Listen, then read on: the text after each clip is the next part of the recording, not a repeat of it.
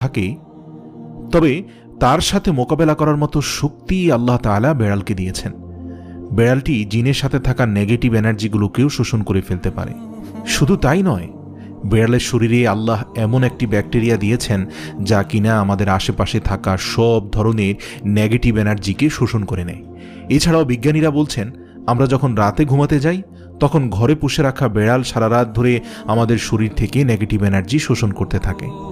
আল্লাহ রাব্বুল আলামিন বেড়ালের মাঝে কিছু বৈশিষ্ট্য দিয়েছেন, যার কারণে এমন সুন্দর একটি মাখলুক আমাদের রোজকার জীবনের অংশ হয়ে উঠেছে।